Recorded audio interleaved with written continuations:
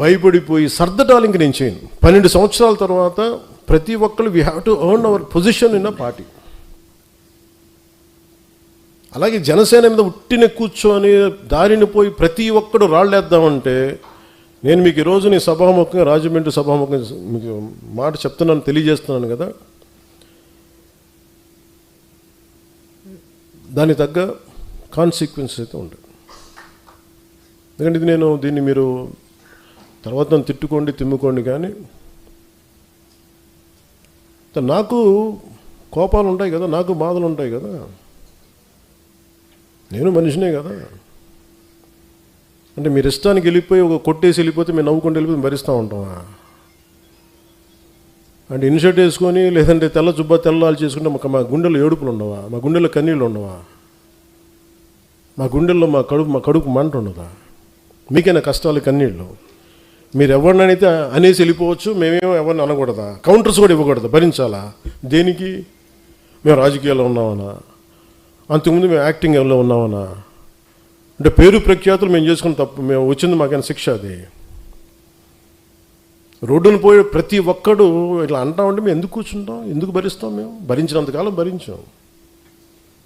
చాలా కాలం చెప్పాను, చాలా సంవత్సరాల క్రితం చెప్పాను, భరిస్తాం, సహిస్తాం, అవసరమైతే తాట తీస్తాం అని. ఇది నేను సరదాగా చెప్పలా, అదేదో సినిమా డైలాగులుగా చెప్పాలి. నాకు ఉన్న చిరాకు విసుగు, ఎందుకంటే చాలా సగటు మనిషి కోపం నాది. భరించి భరించి భరించి ఎంతకాలం భరిస్తాం? దేనికైనా హద్దు పొద్దు ఉండదు ఎవరికైనా. కొన్ని టీవీ ఛానల్స్ ఉంటాయి, వాళ్ళు బెదిరిస్తూ ఉంటారు. ఇప్పుడు మొన్నేదో సివిల్ సప్లైస్ గురించి ఏదో న్యూస్ వస్తుంటే విచిత్రమైన, ఇందాక చెప్పాను కదా, బయట డోర్ తెరవడు, మనకి లోపల డోర్ తెరుస్తాడని. ఒక జనసేన నాయకుడికి ఇంకో జనసేన నాయకుడు ఆ టీవీకి లీడ్ ఇచ్చాడు. నాకు అది కూడా తెలుస్తూ ఉంటుంది. ఏం మాట్లాడతాం? సివిల్ సప్లైస్ ఏదో రైస్ ఇట్లా ఉంది, అది ఇదని మాట్లాడి నాకు ఆశ్చర్యం కలిగింది.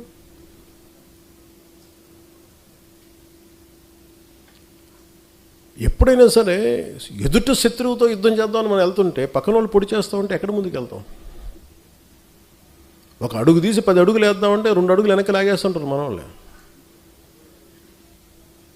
సో అందుకని ఇంక నేను ఇప్పటిదాకా నేను పార్టీ పగ్గాలు పూర్తిగా ఎందుకు తీసుకోలేదంటే, నాకు అనుభవాలతో రాటు తేలిన సమూహం వచ్చేవరకు నేను వెయిట్ చేద్దాం. పుష్కర కాలం వెయిట్ చేశాను.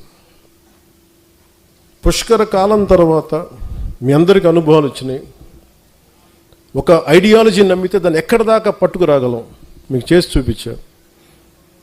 ఇప్పటి నుంచి పార్టీకి సంబంధించిన కార్యాచరణ చాలా బలంగా ఉంటుంది, చాలా చాలా చాలా బలంగా ఉంటుంది. ఎందుకంటే నేను ఇంకా నాయకులు తప్పులు కానీ ఎవరైనా సరే నేను ఉపేక్షించాను, నేను పబ్లిక్గా చెప్పేస్తాను. ఎందుకంటే మీరు పబ్లిక్గా మీ ఇష్టాలకి మీరు మాట్లాడేస్తున్నప్పుడు నేను మిమ్మల్ని కూడా నుంచోబెట్టేస్తాను, కార్యకర్తల ముందు నుంచోబెట్టేస్తాను. ఒక కార్యకర్త తప్పు చేస్తే మిగతా కార్యకర్తలు కూడా దాన్ని కరెక్ట్ చేసుకోవాల్సిందే.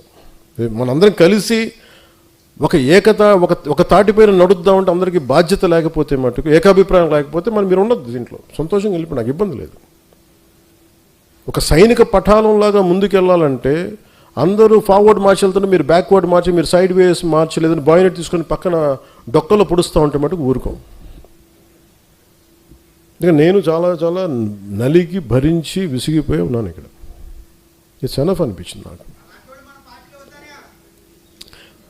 మీరే అవాయిడ్ చేసి నా దాకా తీసుకురాకండి. నేను ఇంకెందుకంటే మరి 12 ఎందుకు చెప్తున్నానంటే, మీ అందరికీ కూడా పక్క రాష్ట్రంలో ఒకరు విజయం సాధించగానే మొత్తం ఎంత కొట్టుకుపోయారు అందరూ, ఇలా చేస్తుండొచ్చు కదా.